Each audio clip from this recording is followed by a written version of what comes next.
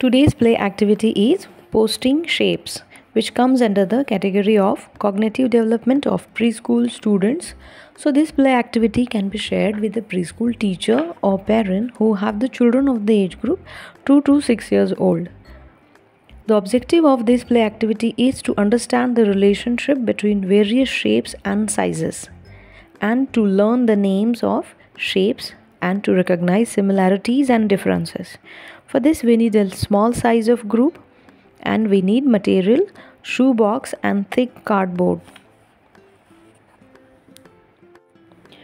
Preparation needed is: take a shoebox and cut out the shapes of circle, square and triangle on the cover. Make many small cutouts of square, triangle and rectangles using the cardboard. How we have to play this activity now? Sit children on the ground and distribute the shaped cutouts to them. Give them a shoebox like a posting box and let the children post the shape into the correct cutout into the box. Let children take turn and check each other's posting. After the shapes are over, they could be taken out of the box and the game can start again. One variation is possible here. Make children bring objects from home of different shapes. Each child must show and tell about his shape and then place in a box, which could be used for sorting by color, shape, size or hues. Posting shape ही एक play activity आहे ज्यामध्ये मुलांची आकलन क्षमता वाढते. ह्याच्यासाठी आपल्याला एक शू बॉक्स हवा आहे आणि काही थिक कार्डबोर्ड हवे आहे. मग शू बॉक्सवर आपण वेगवेगळे जॉमेट्रिकल शेप्स जे असतात जसे सर्कल, ट्रायंगल, स्क्वेअर असे शेप्स काढायचे आहे. जेही मुलांना शेप माहिती आहे, मुलांच्या वयानुसार आणि मुलांच्या वर्गानुसार आपल्याला हे वेगवेगळे शेप्स इथे आपण रेक्टँगलही घेऊ शकतो, ओव्हल शेप घेऊ शकतो, रोम्बस घेऊ शकतो जर मुलांना माहिती असतील, त्यांच्या सिलेबसमध्ये असतील तर.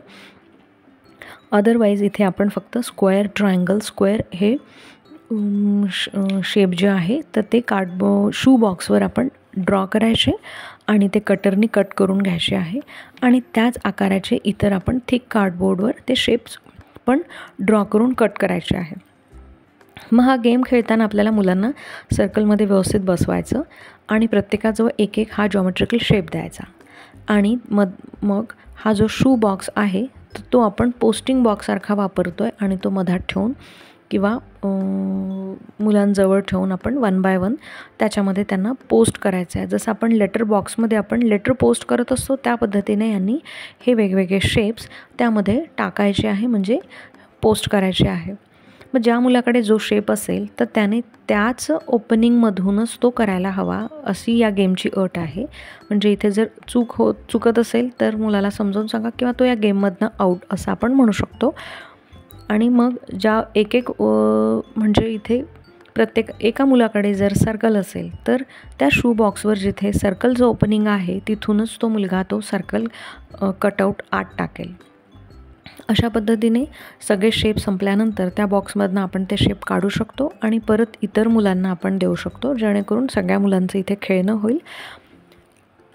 आणि एक व्हेरिएशन याच्यामध्ये असं होऊ शकतं की मुलांना आपण असे वेगवेगळे छोटे शेप्स त्यांच्या घरी जे आहे तर ते शेप्स आणायला सांगू शकतो आणि क्लासमध्ये ह्यांनी ते शेप्स आणल्यानंतर ते त्याच्याविषयी सांगतील की जसं हा एक सर्कल आहे, म्हणजे सर्क्युलर एखादी गोल छोटी प्लेट असेल तर त्याच्याविषयी तो मुलगा सांगू शकतो की ही प्लेट आहे आणि ही सर्क्युलर आहे, म्हणजे सर्कल तिचा शेप आहे आणि मी ही कशाला वापरतो. अशा पद्धतीने मूल त्याच्याविषयी माहिती सांगू शकतं आणि त्या बॉक्समध्ये पोस्टिंग बॉक्समध्ये तो शेप टाकू शकतो. आणि मग मुलांनी घरून आणलेल्या ह्या वस्तू ज्या आहेत तर ह्याचं आपण वेगवेगळं सॉर्टिंगही करू शकतो त्याच्या साईजनुसार किंवा त्याच्या रंगानुसार किंवा त्याचा वेगळा कुठला आकार असेल किंवा त्याचा उपयोग. ह्या 4 कॅटेगरीनुसार मुलं त्याचं सॉर्टिंग म्हणजे असं वर्गीकरणही करू शकतात. अशी ही एक इथे व्हेरिएशन होऊ शकतं.